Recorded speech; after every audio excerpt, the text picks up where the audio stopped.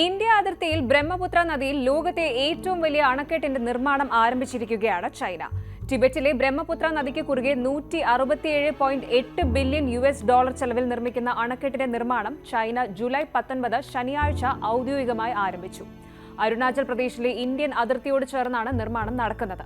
ലോകത്തിലെ ഏറ്റവും വലിയ അടിസ്ഥാന സൗകര്യ പദ്ധതിയായി വിശേഷിപ്പിക്കപ്പെടുന്ന ഈ ഒരു ജലവൈദ്യുത പദ്ധതി താഴ്ന്ന നദീതീര രാജ്യങ്ങളായ ഇന്ത്യയിലും ബംഗ്ലാദേശിലും ഒരേപോലെ ആശങ്കകൾ ഉയർത്തുകയാണ്. ചൈനയിൽ യാർലൂങ് സാങ്ബോ എന്നറിയപ്പെടുന്ന ബ്രഹ്മപുത്രയുടെ താഴ്ന്ന ഭാഗങ്ങളിൽ സ്ഥിതി ചെയ്യുന്ന നൈൻചി നഗരത്തിൽ നടന്ന തറക്കല്ലിടൽ ചടങ്ങിലാണ് ചൈനീസ് പ്രധാനമന്ത്രി ലീ കുവാങ് പദ്ധതിയുടെ ഉദ്ഘാടനം പ്രഖ്യാപിച്ചത്. ടിബറ്റിലെ നൈൻചി മേഖലയിലെ മെയിൻ ലിങ്ക് ജലവൈദ്യുത നിലയത്തിന്റെ സ്ഥാനത്താണ് ചടങ്ങ് നടന്നതെന്ന് ഔദ്യോഗിക വാർത്താ ഏജൻസിയായ സിൻഹുവ റിപ്പോർട്ട് ചെയ്തു.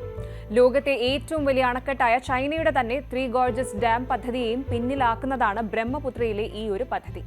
5 കാസ്കേഡ് ജലവൈദ്യുത നിലയങ്ങൾ ഉൾപ്പെടുന്ന പദ്ധതിയുടെ മൊത്തം നിക്ഷേപം ഏകദേശം 1.2 ട്രില്യൺ യുവാൻ, ഏകദേശം $167.8 ബില്യൺ ആയിരിക്കുമെന്നാണ് റിപ്പോർട്ടുകൾ സൂചിപ്പിക്കുന്നത്. ടിബറ്റിൽ യാർലൂങ് സാങ്പോ എന്നറിയപ്പെടുന്ന ബ്രഹ്മപുത്ര നദിക്ക് കുറുകെയാണ് പുതിയ അണക്കെട്ട് വരുന്നത്.